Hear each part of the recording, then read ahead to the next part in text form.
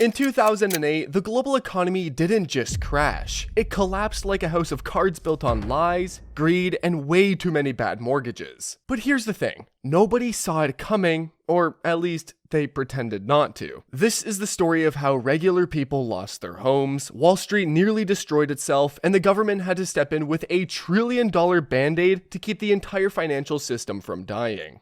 If you've ever wondered how one bad decision after another created the worst financial meltdown since the Great Depression, buckle up, because we're breaking it down in plain English. No finance degree needed, just the truth about how the world's biggest economy almost self-destructed. Let's rewind to the early 2000s. The US economy was booming. People were buying houses left and right. Banks were handing out loans like candy at Halloween. Didn't have a job? No problem. Bad credit? Who cares? Everyone thought housing prices would never go down. It was the perfect fantasy. Buy a house today, it'll be worth more tomorrow. And that's where it all went wrong.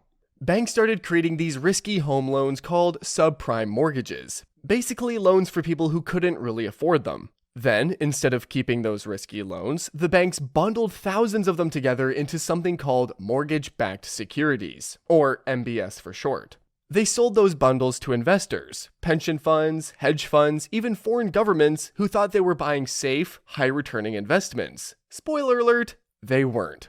Here's where it gets wild. Those bundles of mortgages didn't just sit there. Wall Street took them, chopped them up, and repackaged them into even more complex products called collateralized debt obligations, or CDOs. It was like taking a pile of bad apples, slicing them up, and pretending it was a fruit salad. The idea was simple. If one loan fails, no big deal. There are hundreds of others in the mix. But the problem? Almost all the loans were garbage.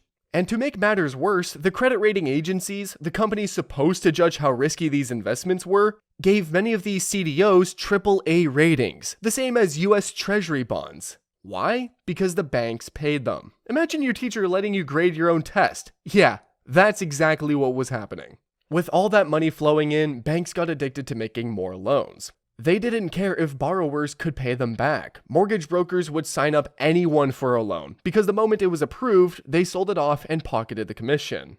People started buying multiple homes just to flip them. Others took out loans with super low teaser rates that would explode later. It was a bubble, and everyone was pretending it wasn't. From 2000 to 2006, US home prices doubled. But underneath that growth was a mountain of debt waiting to explode. By 2007, interest rates started rising, and suddenly, those teaser rate loans became impossible to afford.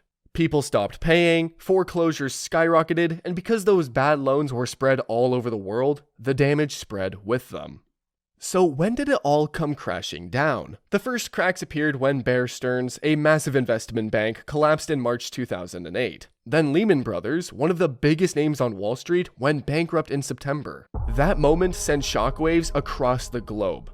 Banks stopped lending to each other because no one knew who was holding toxic assets. The entire financial system froze. Credit cards, car loans, small business loans, everything stopped. The stock market crashed. In just 18 months, Americans lost $10 trillion in wealth. Millions lost their jobs, millions more lost their homes.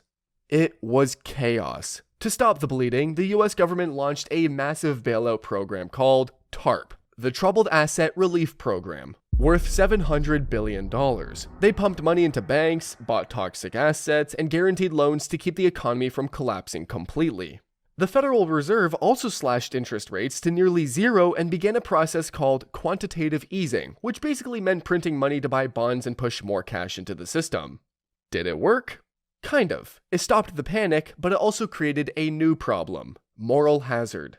In plain English, that means Wall Street got the message that no matter how recklessly they behaved, the government would always rescue them.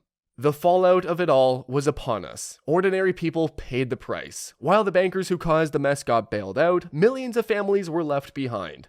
Homes were repossessed, savings were wiped out, retirement plans vanished overnight. The unemployment rate hit 10%, and it took years for the economy to recover. But for Wall Street, within a couple of years, they were back to paying themselves massive bonuses. In 2010, the US passed the Dodd-Frank Act to try to prevent another crisis, introducing new rules for banks and financial products. Still, many argue it didn't go far enough. What's the real lesson here? The 2008 financial crisis wasn't just about money, it was about trust. Trust that banks wouldn't gamble with your savings. Trust that regulators were watching. Trust that the people in charge weren't playing roulette with the entire global economy. And when that trust broke, everything else followed. So, what's the takeaway? When you make an entire financial system depend on people never making mistakes, guess what? They will. And when they do, it's the little guy who pays the price.